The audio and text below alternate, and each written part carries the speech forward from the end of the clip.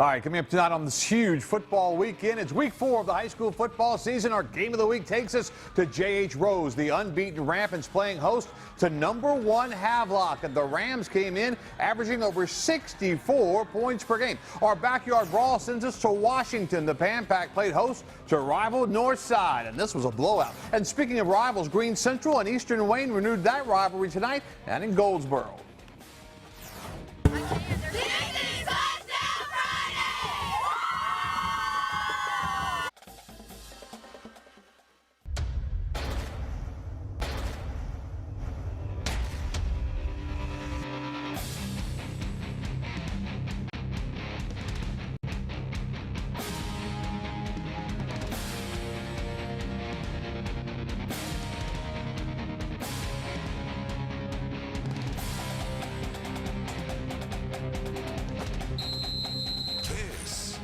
Touchdown Friday.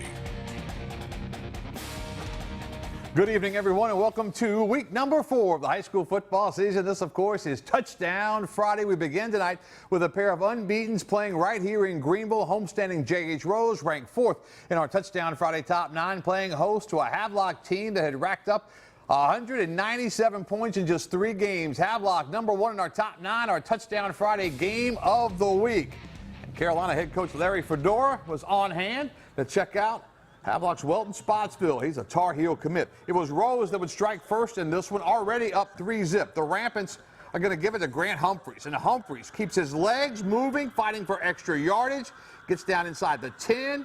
He would later punch it in for the touchdown, and the Rampants go up 10-zip. It was 10-7 in the second with Anthony Harris looking deep for Spotsville. And the two connect, 31 yards on the connection, and Havelock goes up 14-10. Less than 30 seconds left in the half. It was 21-10. Grant Charles Jarman hits Humphreys on the screen pass. He gets into the end zone. Nice little move right there. I cut the lead to 21-17 at the half, but the second half was all Havelock. They are absolutely loaded. First drive of the third quarter, Harris keeps it himself over the left side, following his blockers, and he turns on the Jets. 77 yards to the house. That would make it 28-17 Havelock, and Harris certainly wasn't done there. Fourth quarter, Harris would ice it here. He's going to draw back. He's going to find a lane, makes a move, and then he lowers his shoulder to power his way into the end zone. Havelock remains unbeaten. 49-24 was the final. Our Zach Maskovich has more for Touchdown Friday.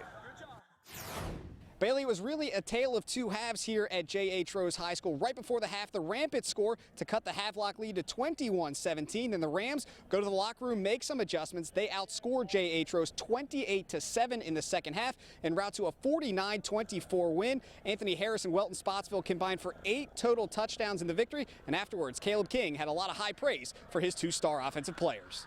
Anthony Harris is the best player in the state of North Carolina. There's no doubt about it. I mean, what he's able to do, I mean, he had an 86-yard touchdown right there, called back. You know, fighting through adversity, he comes in, plays defense great. I mean, you know, you can't say enough about what he does for this team. I mean, if Anthony's #1, you know, Welton's #2. I mean, Welton does an unbelievable job for us each and every week. You know, he's fighting through a little injury right there, you know, and does a great job in the second half to come out and gut it out. It means a lot. That means, like, I couldn't be the best without him or my teammates. They made me greater. They made me work. Like last year's team, they made me work harder than this team, but they still making me work though. Well, right now you can only get better. We're doing exceptional. There's just a lot of talent. Don't know how to stop it. But we're playing great. So once again, the Havelock Rams, they remain unbeaten. They are 4-0 after defeating J.H. Rose 49-24. Coming up next week, the Rams, they will close out a 3-game road stretch when they go to visit a very talented Rocky Mount team. Meanwhile, J.H. Rose is back at home. They will host Franklinton. Bailey, that's it from the Touchdown Friday game of the week here in Greenville. Back to you in the studio.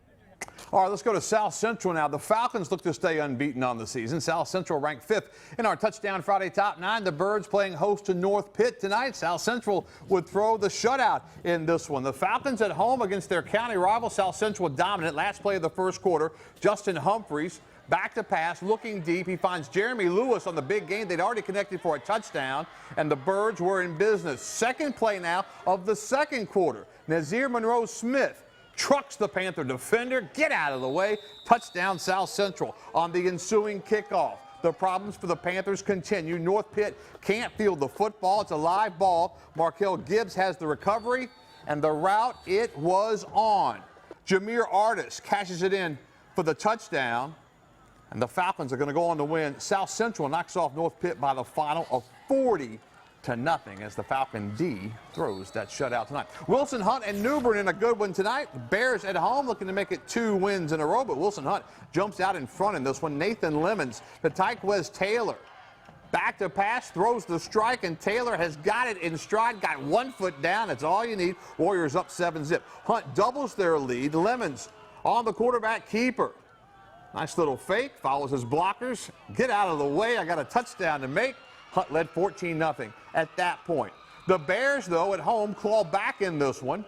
Jaquan Harris on the run to the right side. The big fellow's going to slip around. He's got the touchdown, tackle on the 2, and it's 14-8.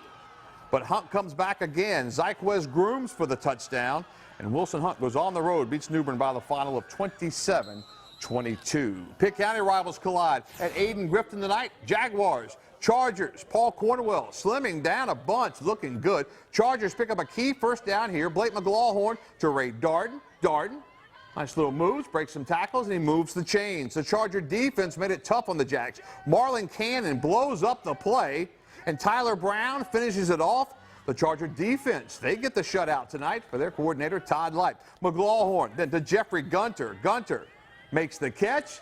Whoops, great little move there. Gets around the corner for the touchdown, and Aiden Grifton shuts out Farmville Central. That final tonight was 22-0. Let's take our first break. Coming up next, we'll head to Beaufort County for our backyard brawl. Undefeated Northside made the trip to Washington. Panthers in the Pan Pack for our backyard brawl next. We'll be right back with more Touchdown Friday.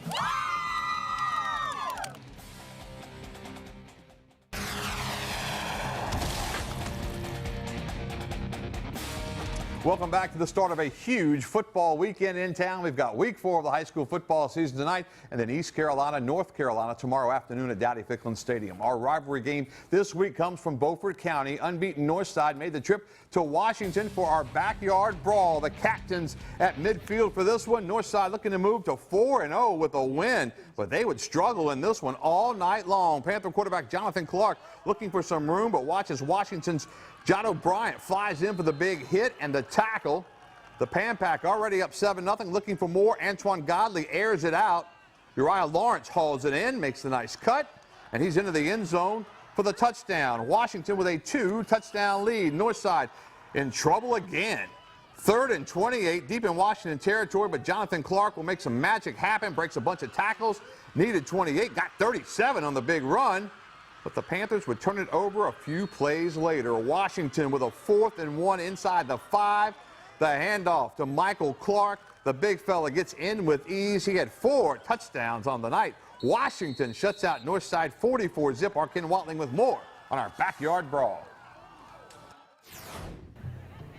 Well, Bailey, in this Boco backyard brawl, it's all Pan Pack. Washington dominant on both sides of the ball. They get the shutout on defense. Their offense led by number 44, Michael Clark, and his 4 touchdowns.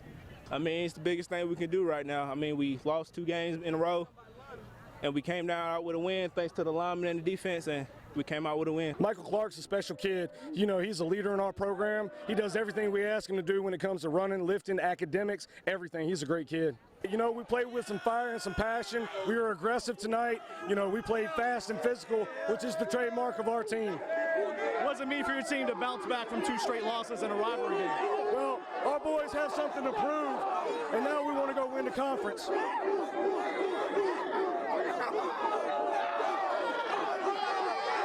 An excited group of Pan Pack as they walk off the field with a 44-0 victory. Their rivals from Northside will look to bounce back next week. It was their first loss of the season. They'll host Manio. As for Washington, they're back on the road looking to make it 2 wins in a row when they visit the Bertie Falcons. That is the story from here at Wagner Stadium in Washington. I'm Ken Watling. Let's go back to the studio. All right, nice job. Elsewhere tonight, the number 2 team in our Touchdown Friday Top 9 was at home. Tarboro has outscored their opposition 147-12 through 3 games. The Vikings ranked number 2 in our Touchdown Friday Top 9 for a reason. Here we go to Tarboro and check out Tyrese Higgs. He's going to get the football. This Viking team, when they run the football, they fake here, fake there. Somebody's got it. And this time, it is Tyrese Higgs. Touchdown. Tarboro led 13-0 over North Edgecombe. Later, Jacquez Edge. He's going to take the football. Inside handoff, little trap action. He ducks through, and he's gone off to the races. North Edgecombe had problems trying to figure out who had the football, who to try to tackle. And then later, Jaron Albritton. The handoff from the quarterback, Winston Johnson, takes the ball into the end zone, 28 yards on the play. Tarboro with a shutout. All kinds of shutouts tonight, too. 62-0 would be that final. To Williamson now we go. Riverside, number 8. You know, our Touchdown Friday top 9 playing host to Northampton County. Knights with an early touchdown lead, but the Jaguars will fight back in this one. The quarterback, Tavon Shoulders, looks like he's going to pitch it on the option, but he keeps it. Gets in for the Northampton County touchdown. He's in for the score. More Jaguars knocking on the door again. The handoff goes to Zacharias Pittman. Another 6 on the board. Northampton County again on offense, going to the air this time, but Shoulders' pass will be picked off. Close game in this one. Riverside, though, falls to Northampton 24-19. That final for Touchdown Friday. Just down the road in Robertsonville, South Creek playing host to Southeast Halifax on this Friday night. Cougars up 14-0. Looking for more, they'll get more. Jalen Short takes the handoff, goes right side, finds space. He'll take this one all the way to the house. Touchdown South Creek. And they are rolling at home and looking good. Southeast Halifax desperate to get the offense going. Quarterback Krishan Hendricks forces the pass down the field. No one's there except for the South Creek defensive back, Zakiah Cherry. Cherry with the INT. The nice return deep into Trojans territory. Cougars get back in the end zone. Darian Green takes the handoff on the left side, and he's got the Cougar touchdown. South Creek has the shutout victory tonight, 26-0. That final count. Let's head south to Southwest Onslow, East Duplin, and Southwest Onslow, and the Stallions at the corral. Close game in this one. The handoff early, B.J. Jordan. He's fighting for yardage. That East Duplin defense has got him. Laquan Brown's got the tackle. Another handoff to Jordan, and this time Jordan breaks some tackles, rips into the end zone. He's got the Stallion touchdown. Later, Laquan Brown on the handoff. And Dalvin Hall is going to make the big stop right there. East Duplin trying to get something going, and they would, especially in the second half. On the pass here, this will be picked off. But East Duplin goes on for the victory. They come back in a big second half, 22-21 would be that final. Let's take another timeout. Coming up next, we will head to Goldsboro for another rivalry game. It's Eastern Wayne and Green Central. The Warriors, the Rams on this Friday night.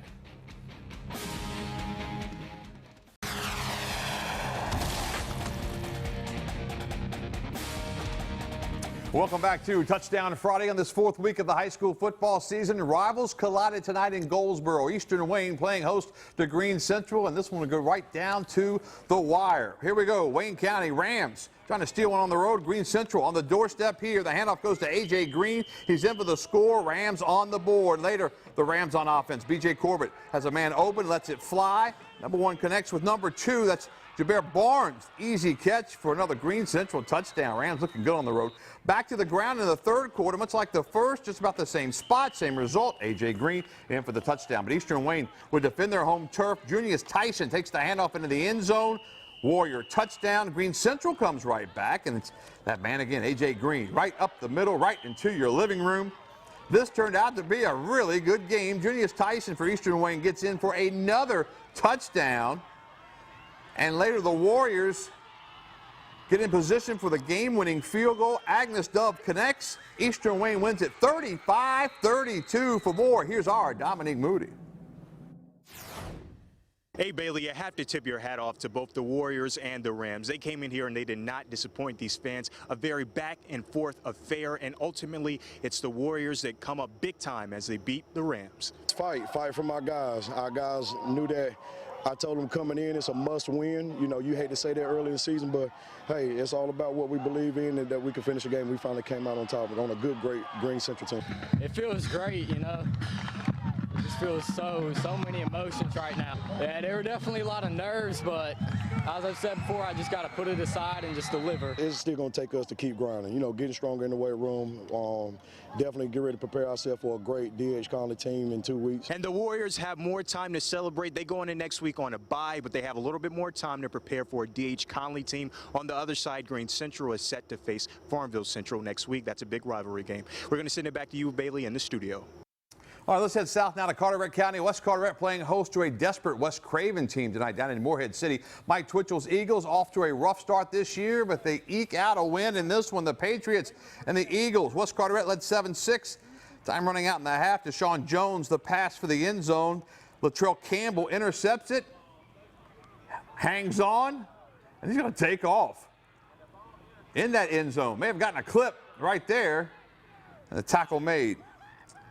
Unsportsmanlike in the end zone. Safety 9-6 at halftime. Into the fourth quarter, Eagle ball trick Casey to pass. It's Campbell in stride. West Craven takes the 12-9 lead, and that would be your final. There's your game winner. Those Eagles survive on the road. 12-9 was that final. Also, Swansboro and East Carteret down south tonight in Carteret County. The Mariners and the Pirates of Swansboro and East Carteret trying to win this one at home. Mariners on the move. Drew Doyle, the pass to Jordan Livingston. And he's got the nice little catch, nice little move right there. And he's got it deep inside Swansboro territory. Later on the drive, Jay-Sean Embry on the carry, takes it in for the score. And the Mariners jump out in front by a count of 7-zip. The Pirates in their territory. Nick Lee takes the Wildcat snap. And he will go untouched to put Swansboro on the board on their third play. East Carteret, though, holds off Swansboro tonight, 21-14, that final count. Also to our south, Northside Jacksonville and Wallace Rose Hill in a wild one. Kendrick Pollock and company. Tough one against the Bulldogs. The handoff to Lacey Williams. Williams sneaks in. Touchdown, Monarchs in this one. And then Michael Basden trying to find an open man. He's hit hard by Dawson Leisure. Big stick for that Northside defense. Wallace Rose Hill trying for the fake punt coming up here. But the pass is going to be broken up by Fendrick Galbraith. A little trickery right there, but it's broken up. Rashard Anderson is going to show some great patience coming up here for the touchdown for Northside Jacksonville. But Wallace Rose Hill has a huge fourth quarter, and the Bulldogs go on the road. Beat Northside Jacksonville tonight by the count of 22-21. Also in Jacksonville tonight, Topsail and White Oak. Jonathan Bird looking on. The handoff goes to Noah Laval. Tough yards coming up here for Topsail. White Oak defense playing tough early on. Cody Wallace, the quick one. It was wide out Jonathan Ward on the slant, and that is a touchdown for Topsail. And then Josh Ingram. Ingram's going to be on the carry. He's going to be pulled down. White Oak trying to get something going offensively. Could not do so. Topsail gets the win 35-10 in that final tonight for Touchdown Friday. Let's take our final timeout. Coming up next, we'll have a last look at East Carolina and North Carolina, the Pirates and the Tar Heels. Back to wrap up tonight's show on Touchdown Friday after this.